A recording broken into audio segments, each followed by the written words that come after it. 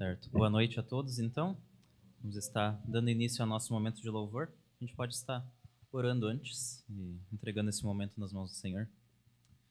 Senhor, lhe agradeço por mais uma oportunidade que o Senhor nos dá de estarmos aqui reunidos como igreja para te adorar. Senhor, está ouvindo da tua palavra, está prestando culto ao Senhor e que o Senhor possa estar sendo conosco durante todo esse momento, que estejamos sendo edificados através da tua palavra e também de tudo que faremos aqui, que o Senhor possa estar sendo engrandecido. Coloco isso diante de ti, em nome de Jesus, amém.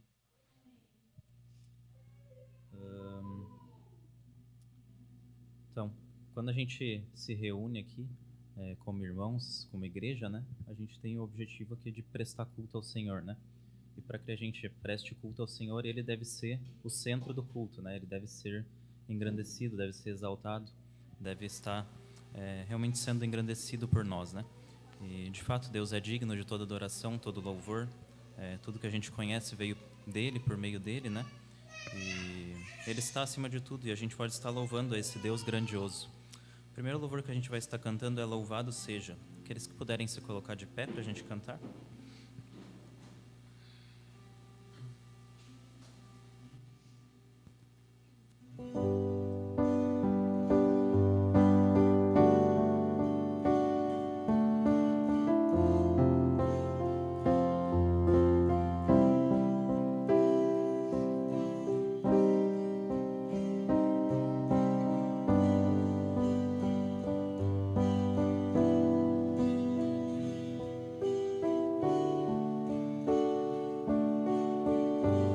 Louvado seja,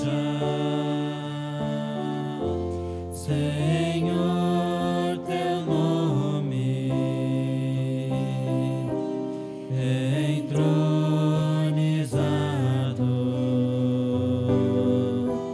entre as nações,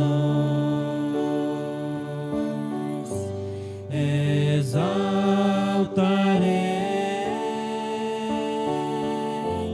a ti, Senhor, pelo que tu és, eu te adorarei.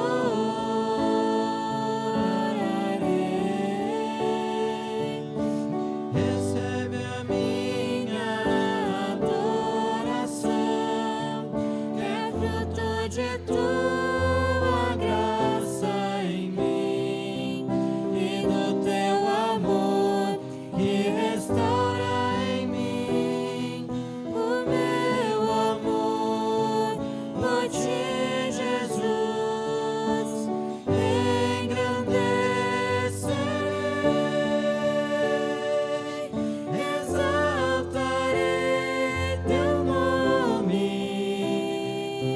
diante dos reis e dos poderosos. Eu louvarei a ti, Senhor, engrandecerei, exaltarei teu nome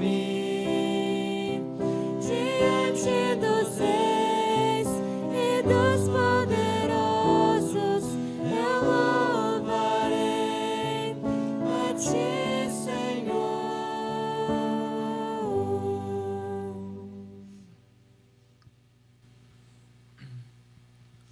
Antes de cantar o próximo louvor, eu queria ler uma passagem que se encontra no livro de Salmos 139, os versículos 1 a 4. Diz o seguinte: Senhor, tu me sondas e me conheces. Sabes quando eu me sento e quando me levanto. De longe percebes os meus pensamentos. Sabes muito bem quando trabalho e quando descanso. Todos os meus caminhos são bem conhecidos por ti. Antes mesmo que a palavra me chegue à língua, tu já conheces inteiramente, Senhor. Então, de fato, Deus nos conhece, conhece nossos pensamentos, nossos anseios, nossas necessidades, conhece o nosso futuro, né?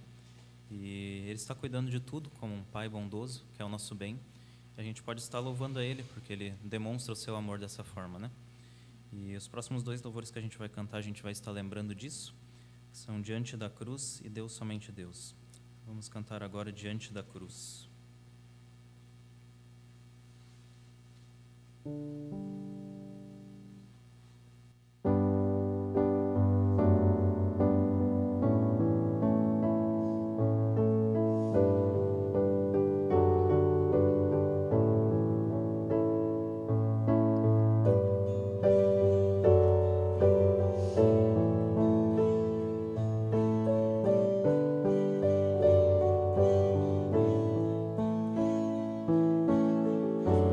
Ó Deus, me sondas, conheces-me,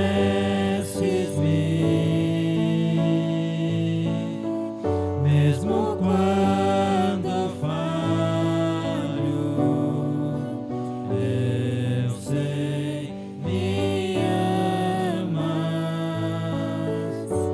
estás presente a me cercar em todo tempo. Eu sei, me amas. Eu sei, me amas. Prostro-me diante da cruz, vejo o sangue de Jesus. Nunca houve amor assim. Sobre a morte já venceu, sua glória o céu encheu. Nada irá me separar.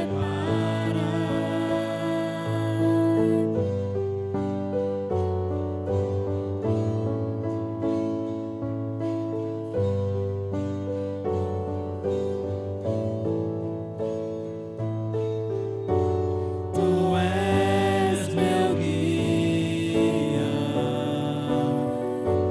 meu protetor.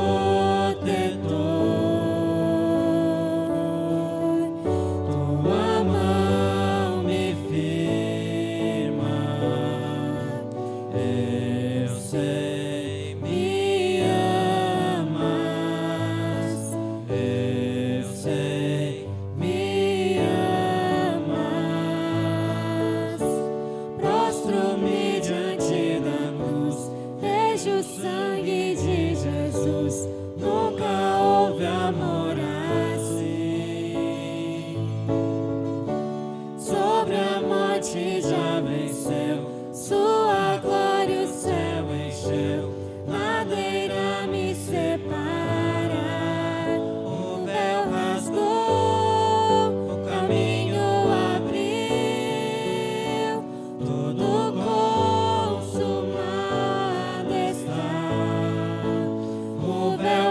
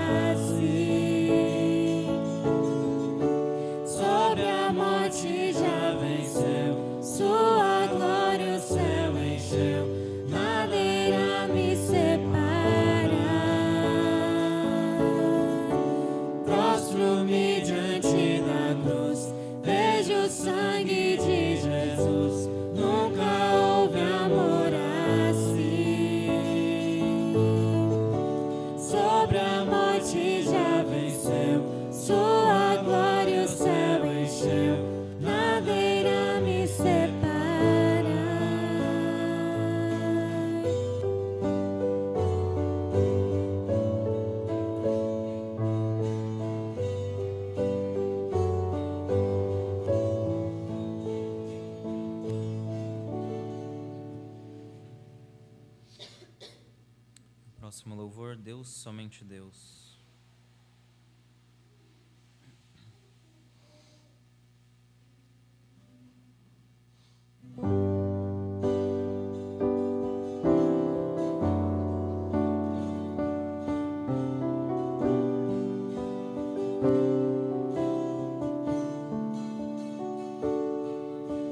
Deus, somente Deus, cuida de mim aonde quer que eu vá. Ele sabe o que vai no fundo do meu ser. Sem Deus, somente Deus.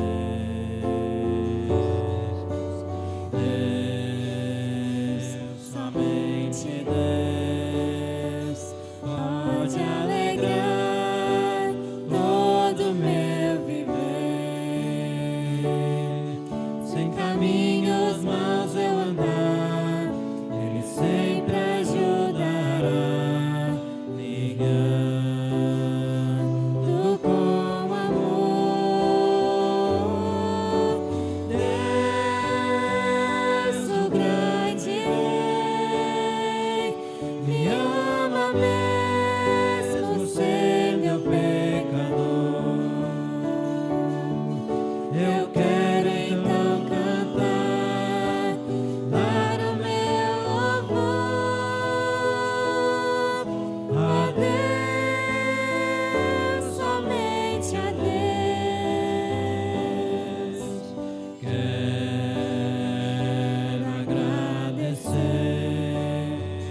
por isso tudo que fazes por mim, pelas bênçãos sem fim, tão fiel amor por mim.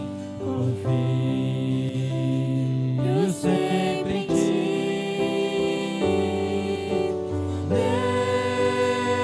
Deus, o grande Rei, me ama mesmo sendo eu pecador.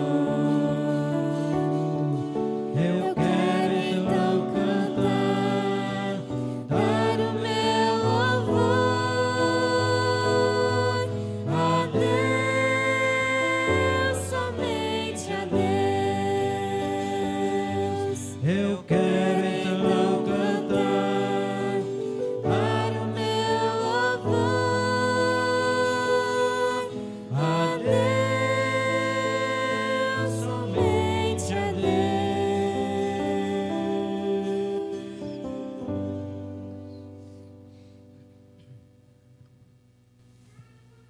E último louvor, Cordeiro de Deus. Nós estávamos perdidos, andando sem rumo, destinados à condenação eterna, né? Mas Deus nos amou, mandou seu Filho para sofrer essa condenação por nós, pagar por essa culpa, né? Que na verdade, embora fosse nossa, Ele assumiu, e por meio de um sacrifício, então Ele nos salvou, né? E realmente Ele se entregou como um cordeiro, enquanto nós merecíamos morrer. E que de fato a gente possa estar sendo grato a Deus pelo seu sacrifício, pela sua obra redentora em nossas vidas, né? E que possamos manifestar isso através desse louvor que nós vamos cantar agora, Cordeiro de Deus.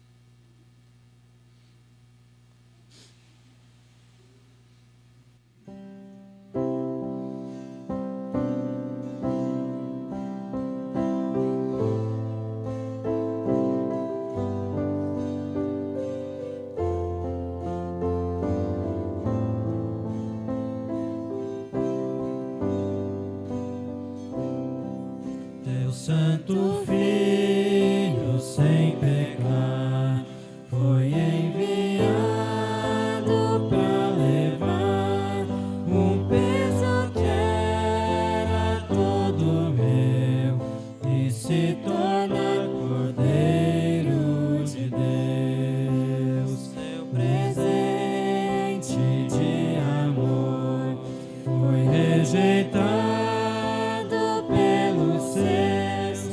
Humilde Rei nada falou,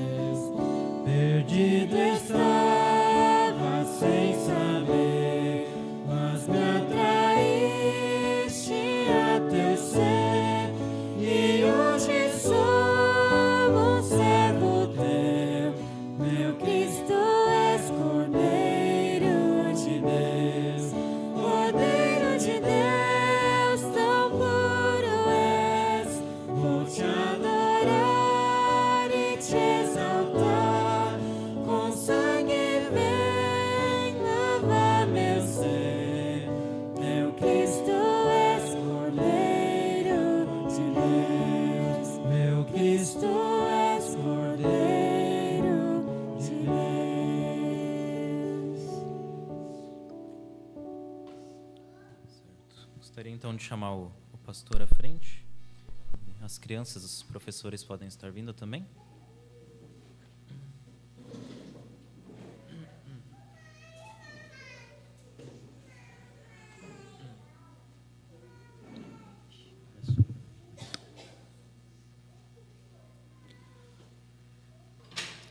Vamos estar orando ainda mais uma vez antes de continuar. Senhor Deus, te louvamos pelo momento que nós podemos ter aqui de louvor, Senhor, e queremos colocar diante de Ti agora a pregação da Tua Palavra. Possamos estar sendo edificados através da vida do pastor Roberto, que nos trará a mensagem que ele preparou, Senhor. Também esteja com as crianças em suas aulinhas, que nós possamos estar entendendo o que os professores querem trazer nessa noite. Possa ser ali um bom tempo também, Senhor. Coloco todas essas coisas diante de Ti, em nome de Jesus, amém.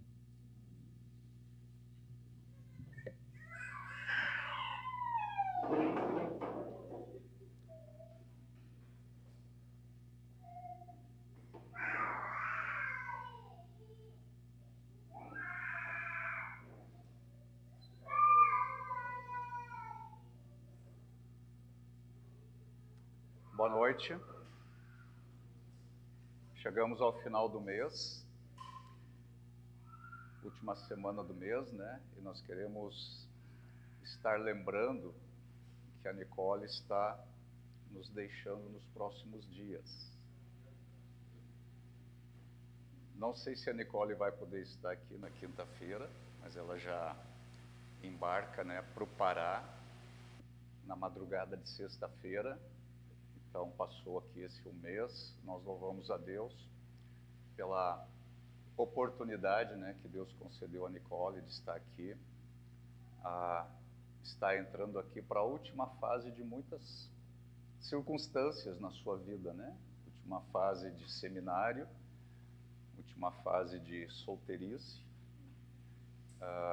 Então, alguns desafios importantes aguardam, né, a Nicole agora neste próximo semestre.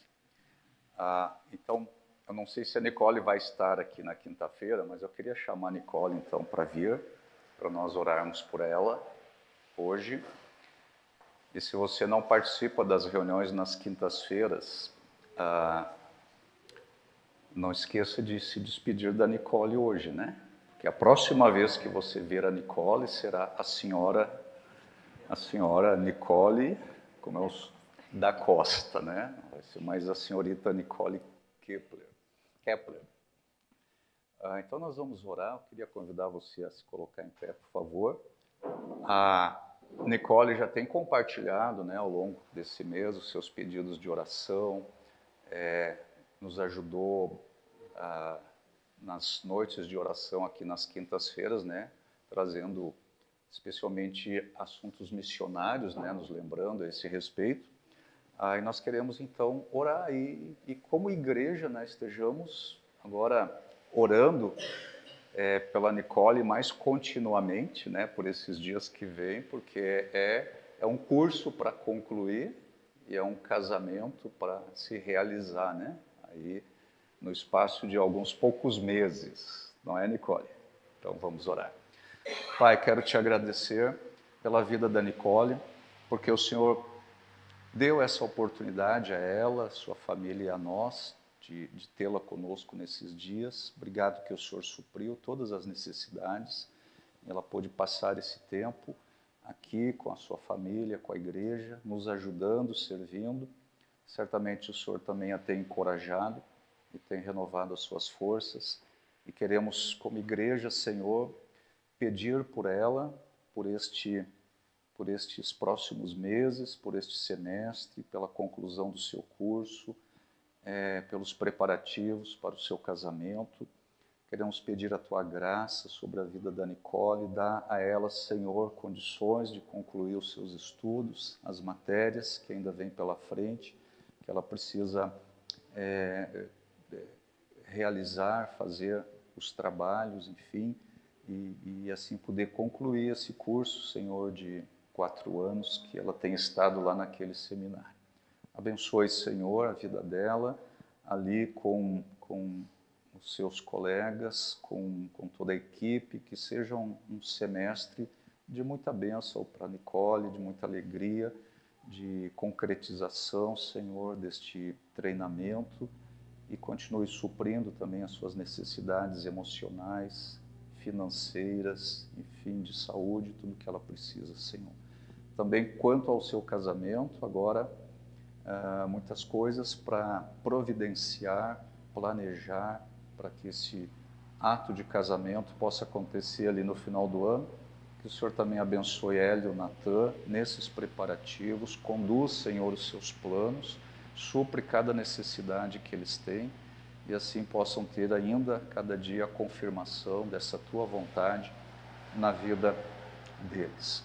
Peço, Senhor, por toda a família aqui, do Vitor, a Márcia e o Lucas, que também o Senhor traga graça aos seus corações e que eles tenham também do Senhor a bênção para poder ajudar em tudo que eles podem ajudar a Nicole e o Natan. Também a nós como igreja, mais uma vez, somos gratos, porque o Senhor tem já levado a Nicole daqui já há alguns anos, mais que 6 anos, quase 6 anos, ela está aqui fora do nosso convívio, e o seu testemunho é um testemunho que nos alegra. Nós vemos a bênção do Senhor, o suprimento do Senhor, o Senhor cuidando da Nicole e usando ela em muitas circunstâncias de ministério, de estágio, certamente lá entre os seus colegas e também a equipe. Muito obrigado. Abençoe ela, o Natan, abençoe todos os planos, seja com eles, e tudo, Senhor, que ainda precisa de providência, de solução, de suprimento, que o Senhor manifeste a sua graça, o seu poder e sua bondade na vida deles. Peço tudo isso em nome de Jesus. Amém. Ok, podem sentar.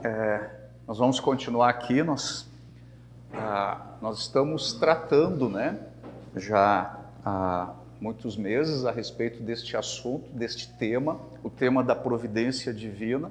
E neste último bloco nós estamos pensando na providência divina sobre as circunstâncias da vida. Estamos vendo isso na vida de grandes homens de Deus, estamos vendo isso na vida de reis, de governantes, de oficiais, e começamos a ver a providência de Deus na vida também de pessoas comuns, como eu e você. Então nós estamos vendo neste ponto como a providência divina opera no coração humano. Como a providência divina opera nas inclinações do coração humano, e mais especificamente nós estamos vendo como a providência divina opera no contexto da incredulidade do coração humano. Nos últimos sermões nós falamos a respeito do querer e fazer humanos, ou seja, dos desejos do nosso coração e dos esforços do ser humano para conseguir aquilo que ele deseja. E hoje nós vamos falar da providência divina. É um assunto também difícil. Este último bloco, os tópicos são mais complexos. Preciso da sua atenção, e depois, quando o sermão for disponibilizado no nosso site, se você puder voltar e escutar e refletir de novo, não será de todo ruim para você. Então, hoje nós vamos começar a falar sobre a providência divina, sobre as escolhas pecaminosas dos homens e os seus efeitos.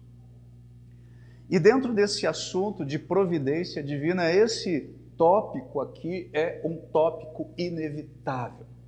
A providência divina em relação às escolhas pecaminosas dos homens. É um aspecto inevitável, é um tópico inevitável que nós precisamos tratar, mas é também um aspecto do governo de Deus que deve nos trazer muita esperança.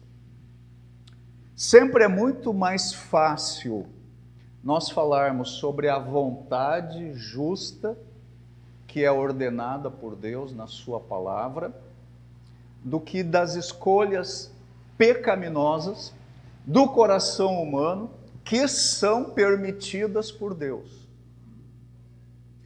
O fato de que a providência divina permite que o pecado aconteça, isso não significa, isso é muito importante que eu vou dizer, o fato de que a providência de Deus permita ainda que o pecado aconteça, isso não significa que Deus seja a fonte do pecado.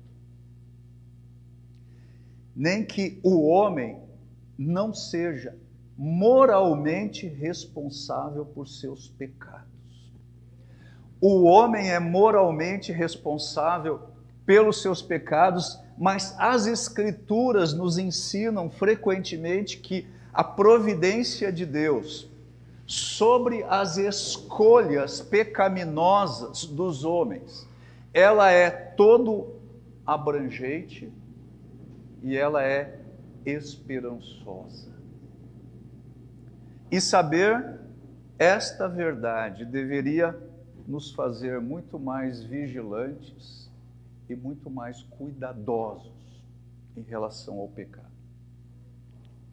Antes de avançar aqui neste tema, nós devemos lembrar, primeiramente, que Deus é santo.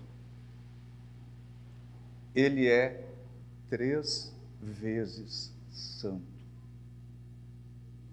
Queria lembrar com vocês alguns versículos.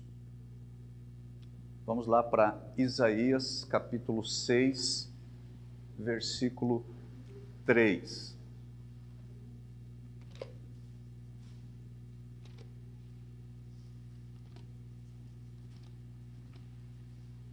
Isaías, capítulo 6, versículo 3.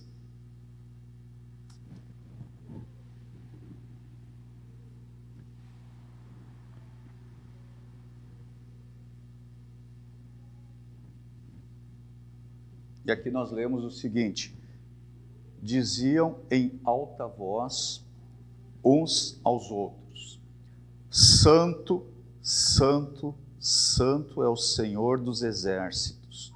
Toda a terra está cheia de sua glória. Nós temos aqui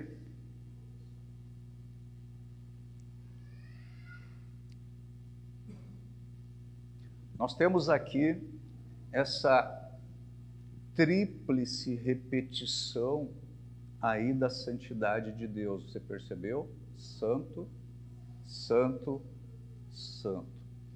E a intenção dessa repetição aqui é enfatizar para nós a separação e a independência de Deus em relação à sua criação caída.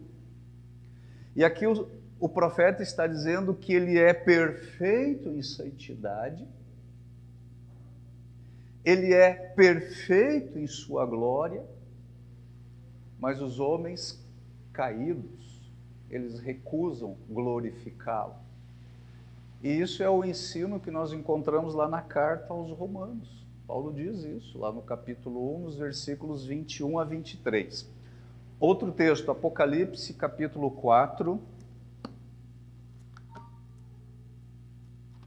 versículo 8.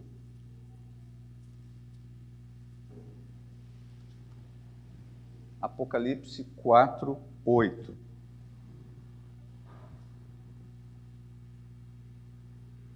Cada um dos seres vivos tinha 6 asas, inteiramente cobertas de olhos por dentro e por fora.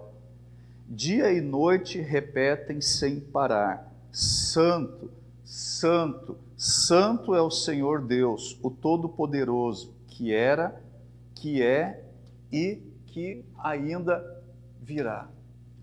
Então, o apóstolo João aqui, nessa passagem do Apocalipse, ele tem aí a visão da sala do trono de Deus.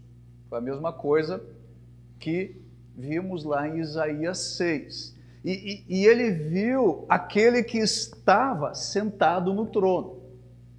Ao redor deste trono lá no céu, ele viu 24 tronos. E nesses tronos estavam sentados 24 anciãos. No centro e ao redor do trono havia 4 seres vivos que dia e noite repetiam sem parar. O quê? Santo, Santo, Santo é o Senhor Deus, o Todo-Poderoso, que era, que é e que ainda virá. Então Deus é louvado no céu por sua santidade, Ele é louvado com esta tríplice forma, Santo, Santo, Santo, porque ela resume tudo o que Deus é. Essa perfeita santidade de Deus, por assim dizer, é o atributo mais evidente da divindade de Deus. Outro texto, Salmo 89, 14.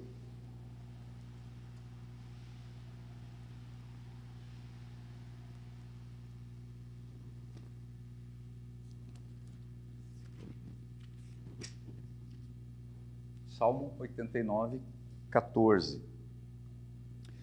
Justiça e retidão são os alicerces do teu trono.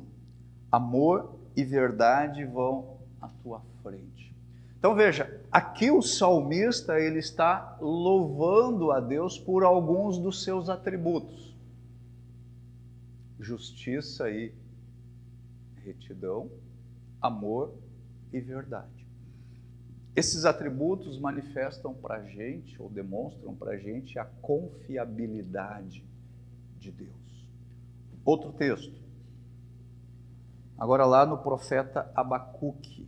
Abacuque, capítulo 1, versículo 13.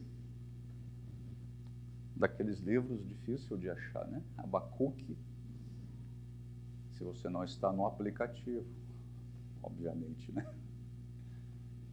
Abacuque 1, 13.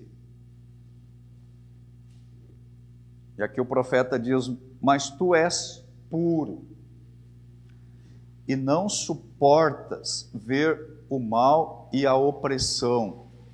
Permanecerás indiferente diante desses traiçoeiros? Não tenho tempo aqui de explicar o contexto da passagem, você pode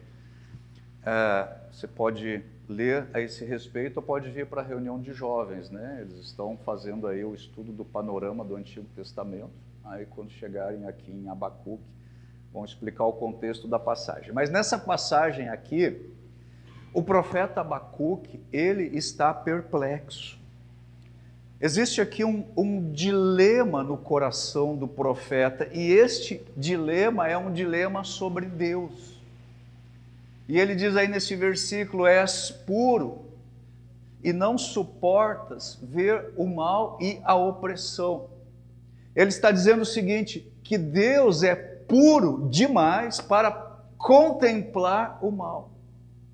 Mas Deus, aqui no contexto da passagem, ele vai usar o ímpio, no caso aqui os caldeus, para destruir aqueles que são mais justos que os caldeus.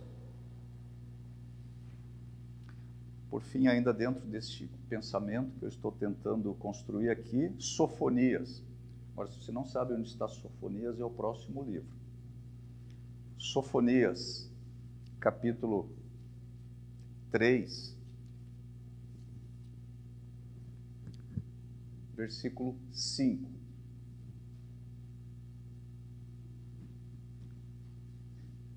3:5.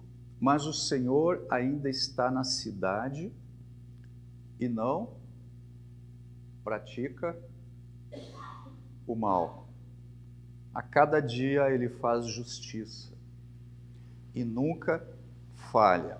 Os perversos, porém, não se envergonham. Sofonias está dizendo aqui para a gente que o Senhor nunca deixa de manifestar um padrão constante de justiça e retidão. E ao contrário dos homens, Deus está perpetuamente mostrando que Ele é justo por não quebrar a lei, e por causa disso, quando nós estivermos aí diante de toda a injustiça, diante de todo o pecado, diante de toda a crueldade humana e diante de toda a calamidade natural, nós podemos com certeza afirmar que o juiz de toda a terra, ele fará justiça. Como é que nós sabemos disso? Como é que nós sabemos que Deus é incontestavelmente santo e justo? Como é que nós sabemos disso? Nós sabemos disso pela revelação da palavra de Deus. Nós sabemos isso pela revelação das Escrituras Sagradas.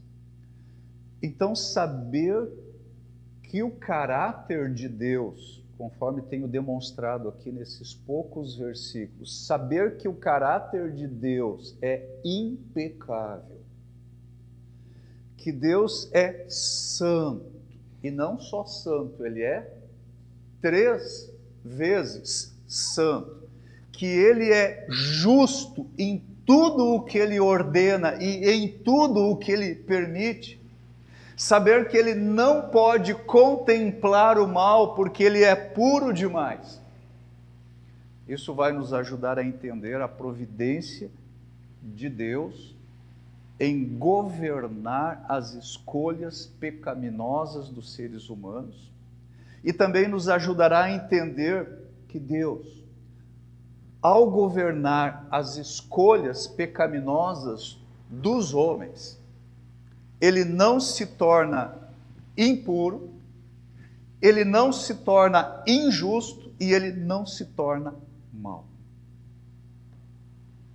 Deus, sendo infinitamente sábio e infinitamente santo, ele pode lidar com o mal do pecado sem qualquer dano para realizar os seus propósitos, que sempre são sábios e que sempre são santos. Dito de outra forma, Deus pode lidar com a doença do pecado sem se infectar com ela. O que nós vemos nova e novamente nas Escrituras, na Bíblia, é que a providência divina, ela é todo abrangente.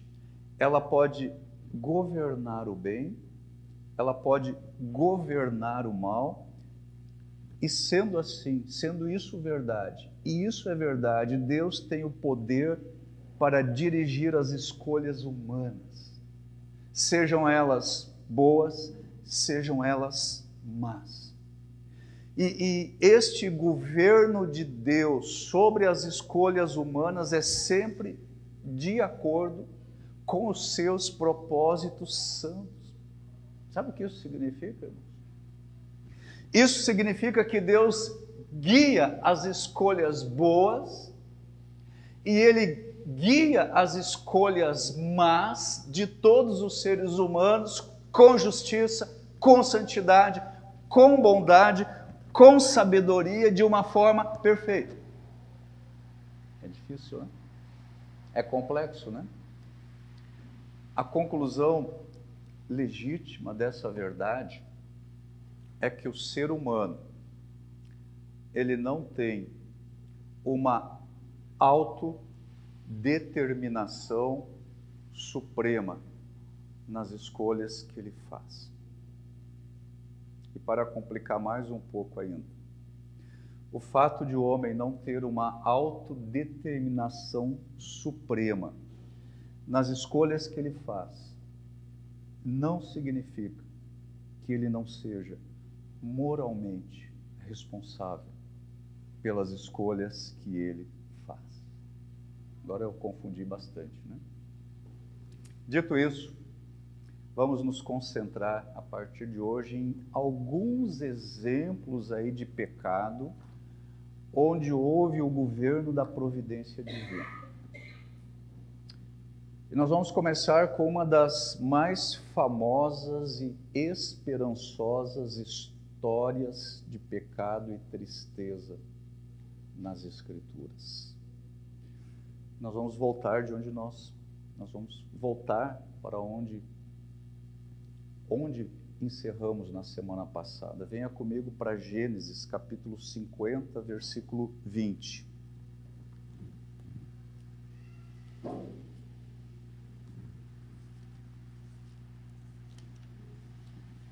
Gênesis 50, 20. Você está lembrado, né? Esse versículo aqui é o Romanos 8, 28 do Novo Testamento, né?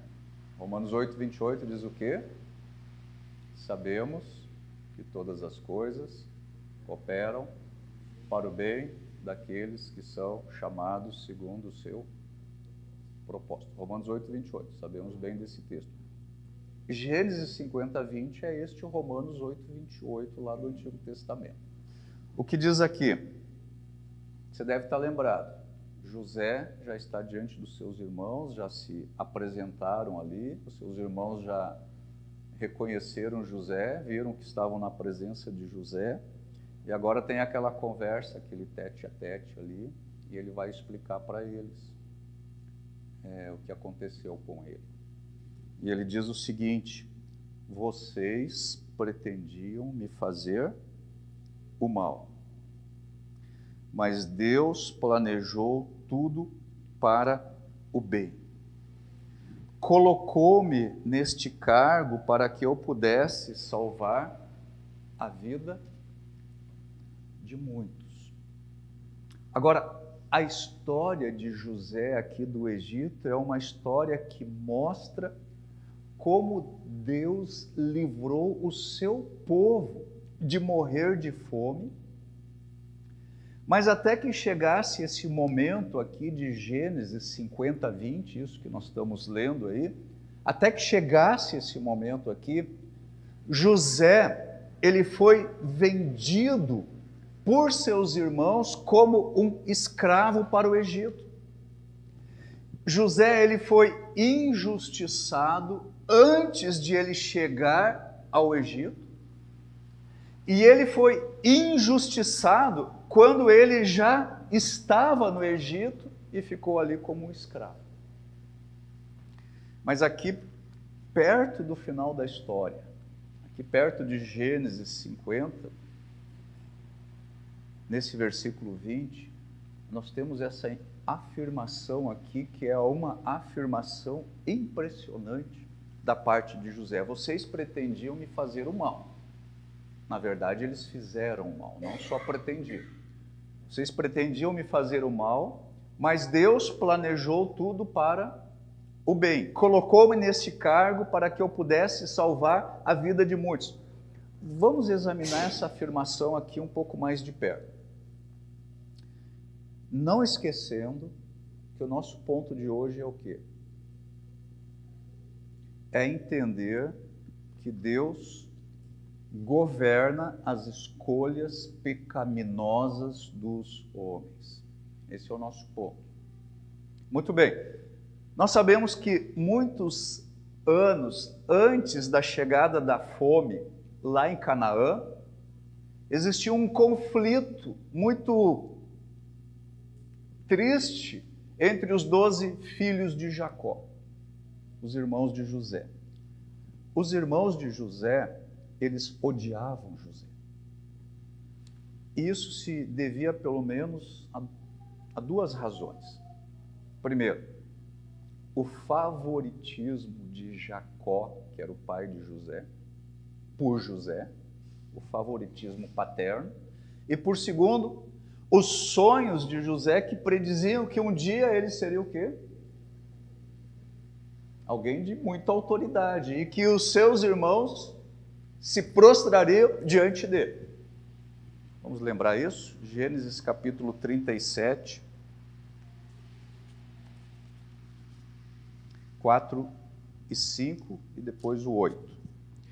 Gênesis 37.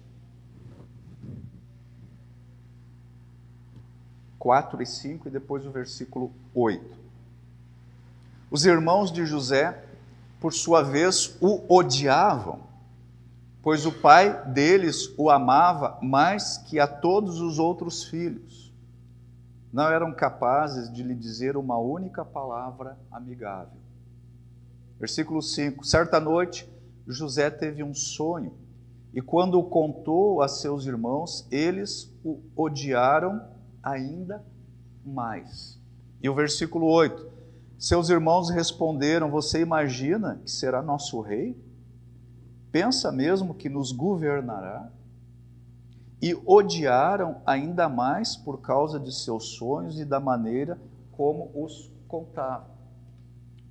Então, notem o seguinte aqui: Deus haveria de salvar o seu povo no futuro de uma grande fome, mas essa salvação vindoura, ela seria posta em andamento por meio de uma sequência de atos pecaminosos.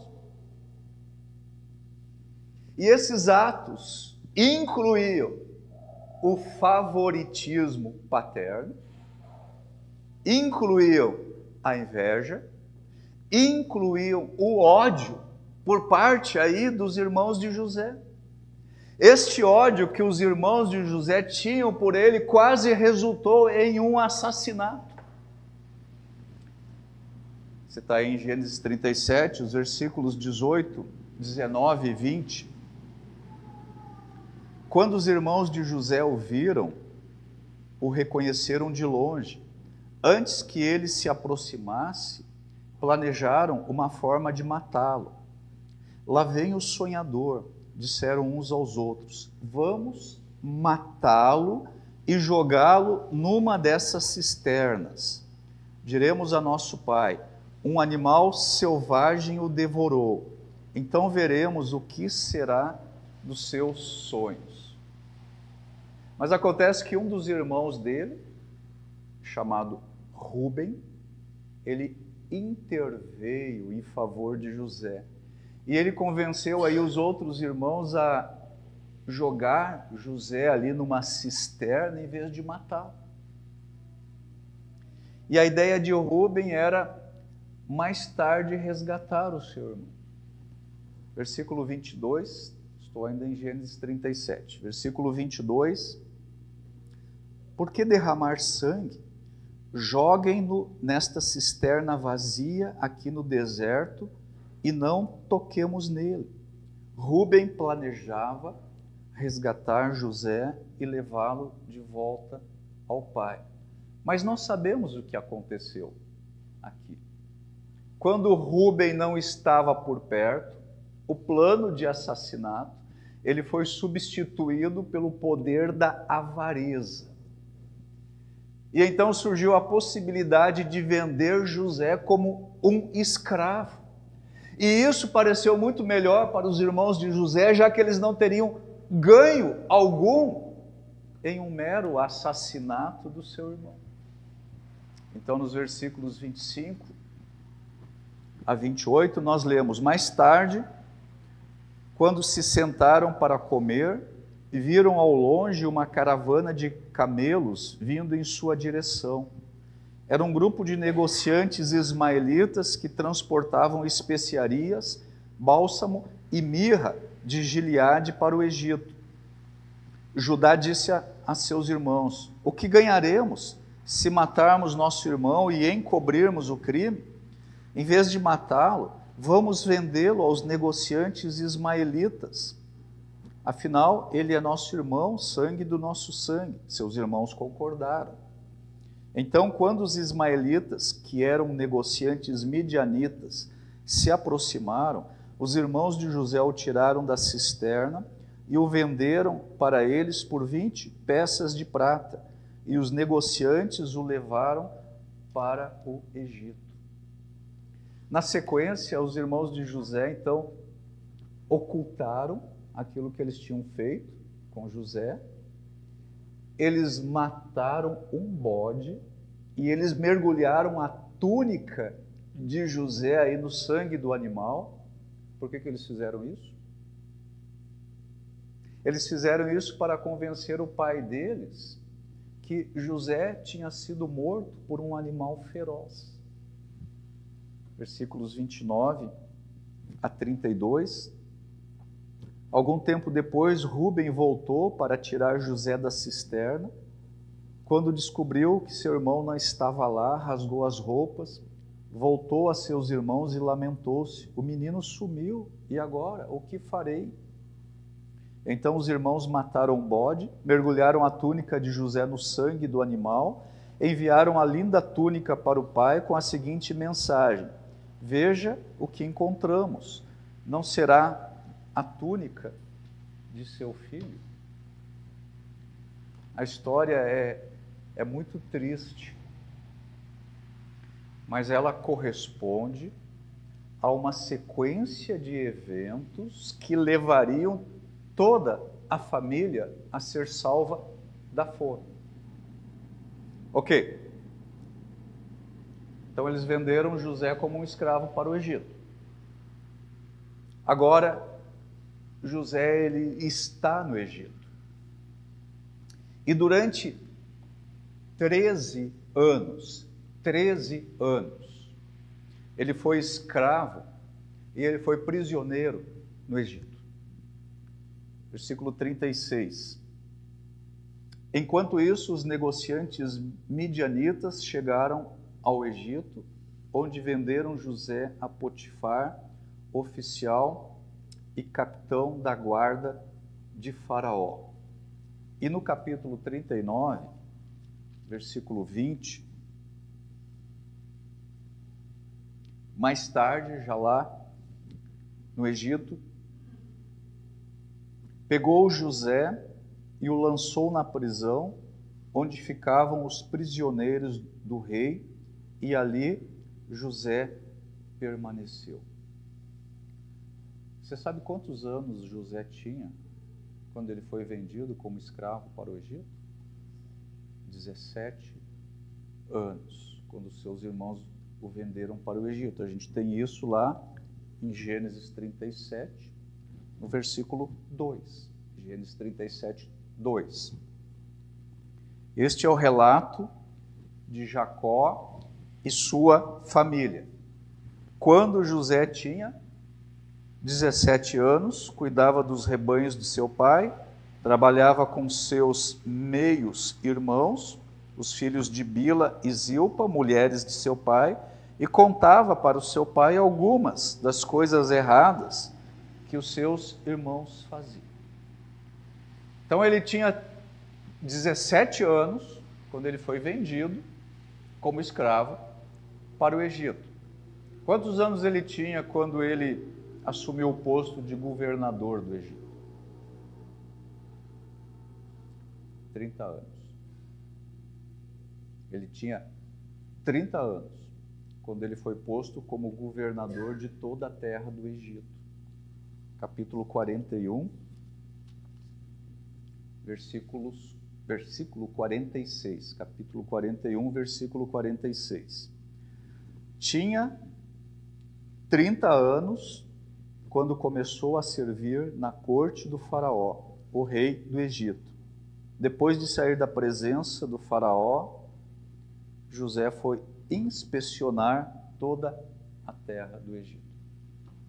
Agora, 30 anos, ele é posto como governador de toda a terra do Egito, e nos 7 anos seguintes, que são os anos de prosperidade lá no Egito, José teve a responsabilidade de ajuntar comida suficiente para os 7 anos subsequentes a esses 7 anos de prosperidade, que seriam os 7 anos de fome em toda a terra. Depois, então, de 7 anos de prosperidade e de estocagem de alimento na terra do Egito, a fome chegou. A fome teve início. Então se passaram 2 anos desses 7 anos de fome, tinham se passado 2 anos, E aí os irmãos de José, eles desceram ao Egito para obter ajuda. E quando isso aconteceu, quando eles chegam ao Egito, quantos anos José tinha? 30 anos ele começou a governar o Egito. Houve 7 anos de prosperidade. Agora se passaram 2 anos. Quantos anos? 39. Tá bom? Tá acordado? Quando isso aconteceu, José estava com 39 anos. Quantos anos tinha se passado desde que ele saiu do meio dos seus irmãos pela última vez? 22 anos. Faziam 22 anos que os irmãos de José não viam José. E era mais tempo do que o tempo que José passou com eles. Eles não reconheceram José quando eles chegam no Egito. E várias coisas acontecem ali e, por fim, José então se revela a eles. E quando isso aconteceu, os seus irmãos, eles ficaram como? Aterrorizados.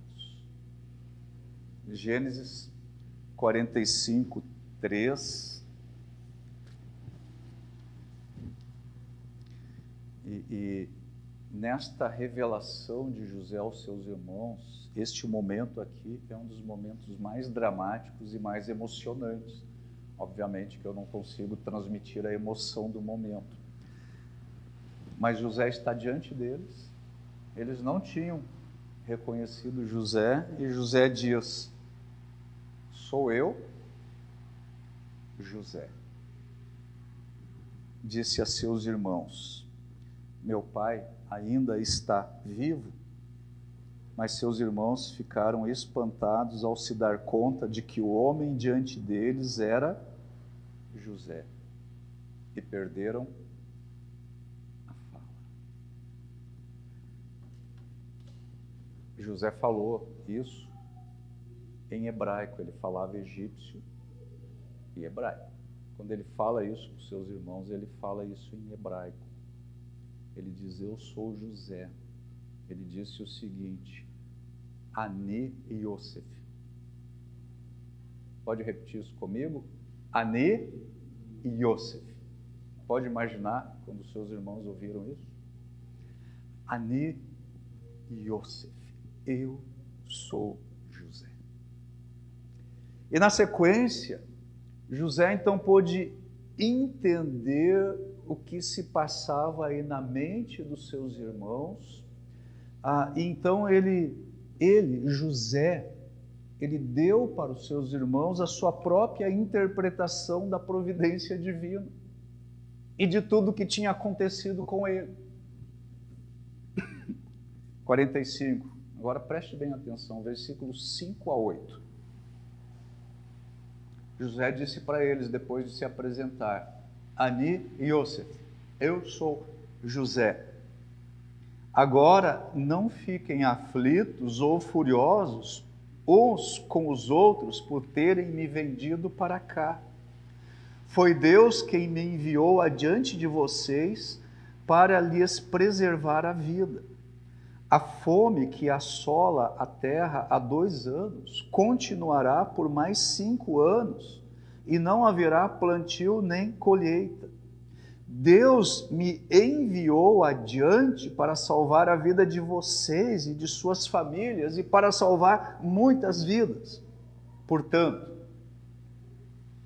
foi Deus quem me mandou para cá e não vocês.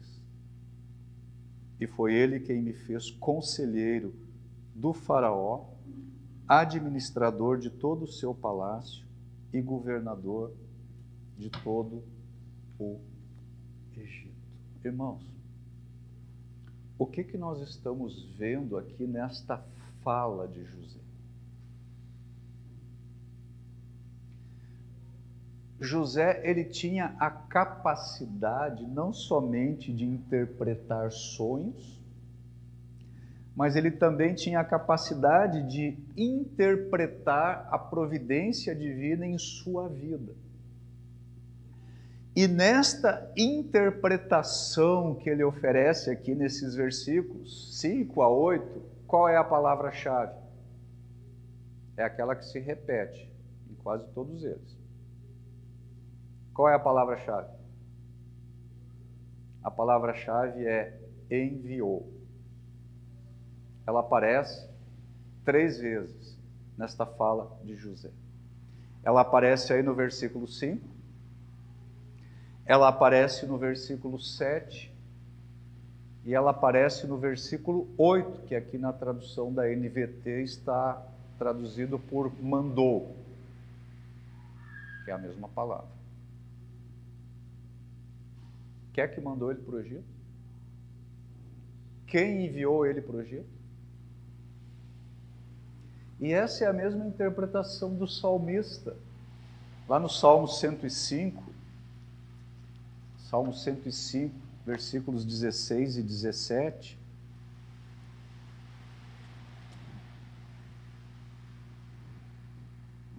o salmista diz o seguinte: mandou vir fome sobre a terra de Canaã e cortou a provisão de alimento. Quem fez isso? Deus. Então, versículo 17, enviou um homem adiante deles, José, que foi vendido como escravo. Ok, agora nós estamos perto aí da afirmação de Gênesis 50, 20. Vamos lê-la novamente, Gênesis 50, 20.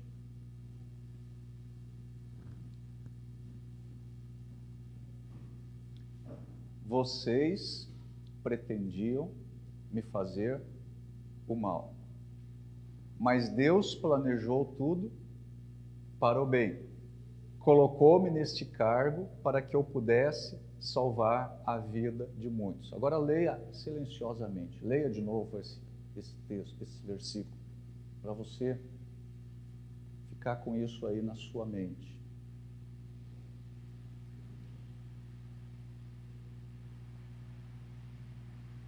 Agora vamos relacionar essa passagem aqui, você está com ela na mente.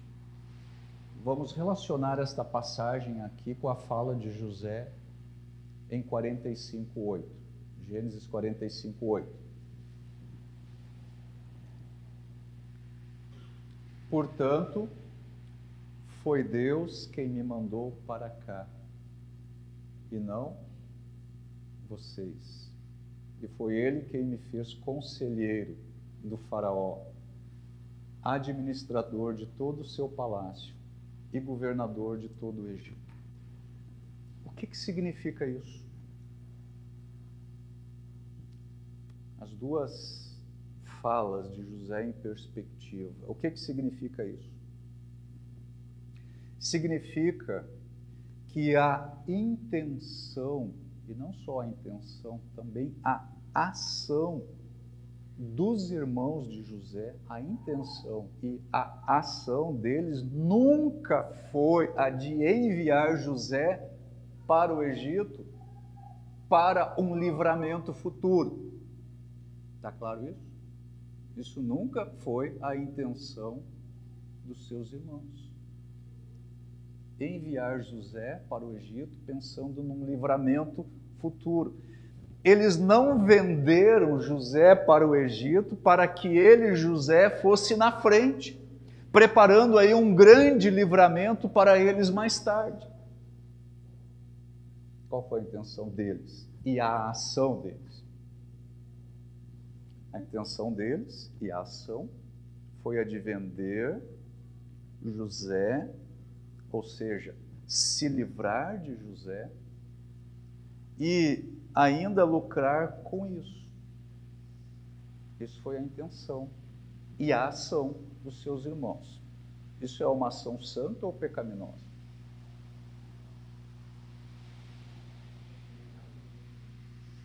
Pecaminosa. A ação dos irmãos foi santa ou pecaminosa?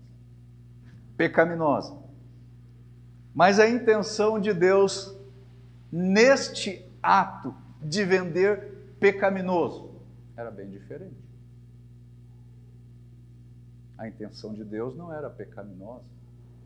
A intenção de Deus era salvadora. Os irmãos de José venderam José motivados pela avareza e porque tinham inveja dele e porque o odiavam. Gênesis 37, 28.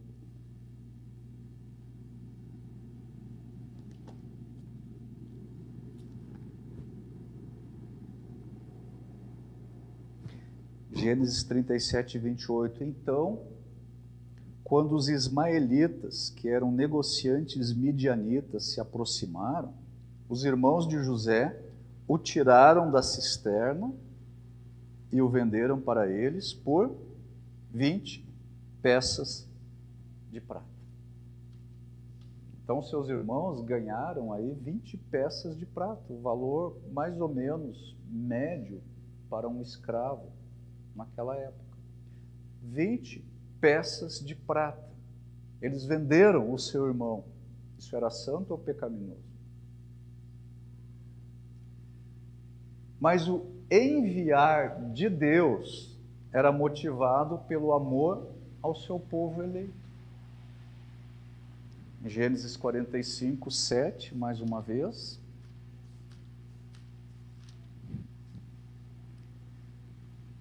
Observem bem. Deus me enviou adiante para salvar a vida de vocês e de suas famílias e para salvar muitas vidas.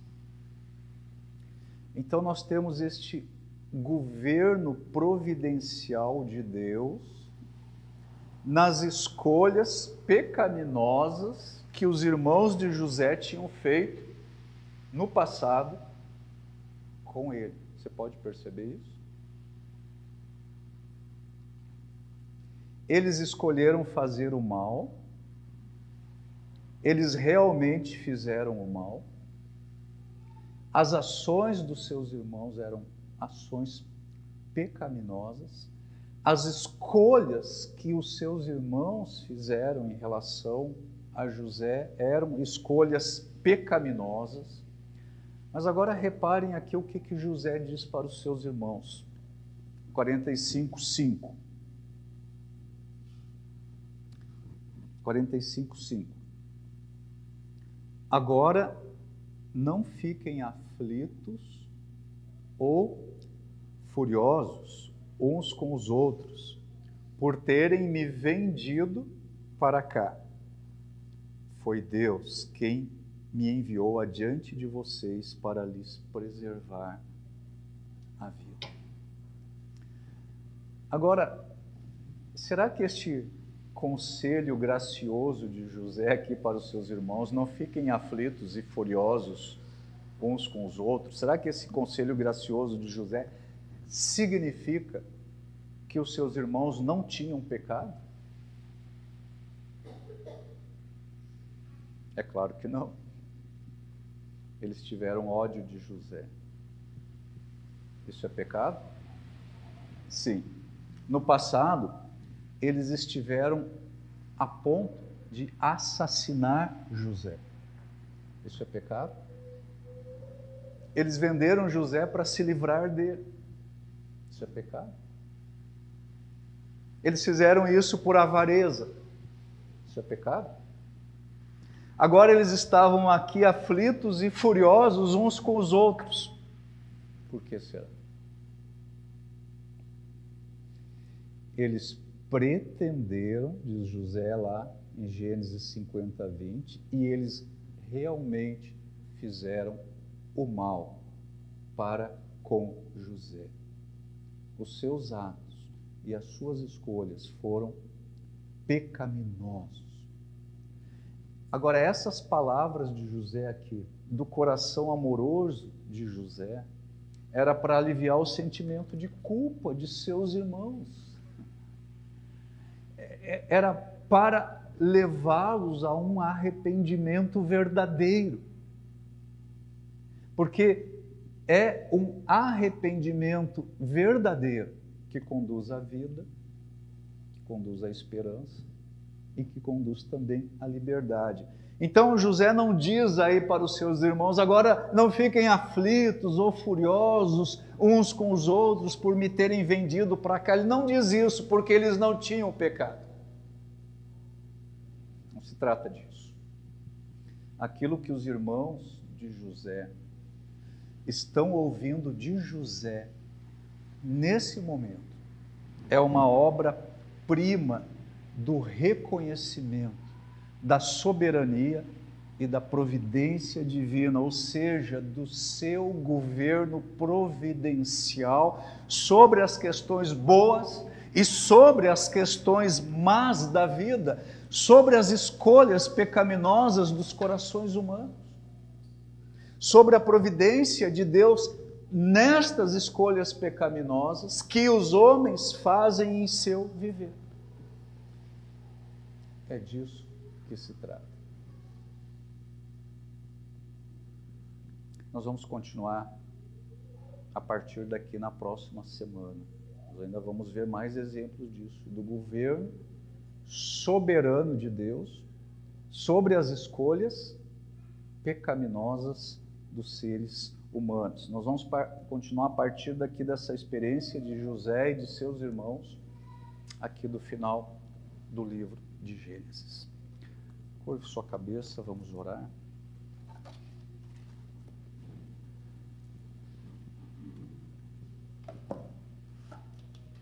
Pai Celestial, eu te agradeço por essa oportunidade, mais uma vez, de compartilhar a Tua Palavra. Ela é tão preciosa, ela é tão profunda, ela penetra no mais íntimo do nosso ser, do nosso coração, ela revela as nossas fraquezas, ela revela, Senhor, a debilidade, muitas vezes, da nossa fé e da nossa confiança.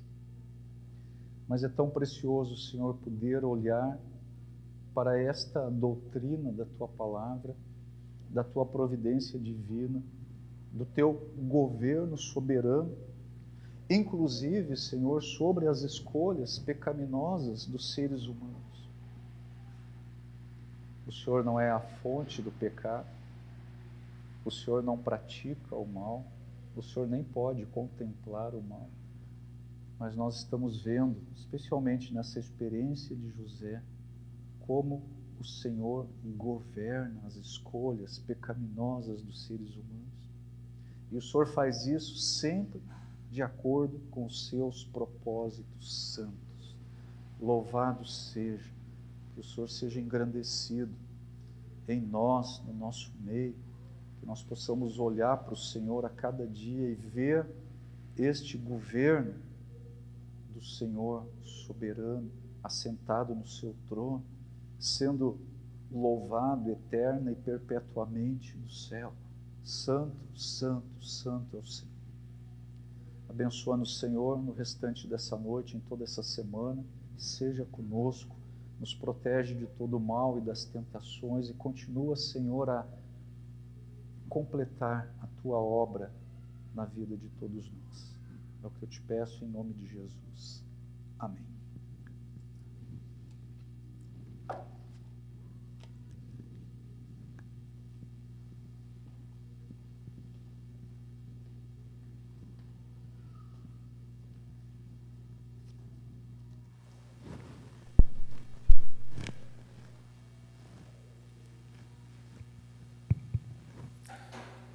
Vamos estar cantando mais uma vez o louvor Deus, somente Deus. Se eles puderem ficar de pé para a gente cantar.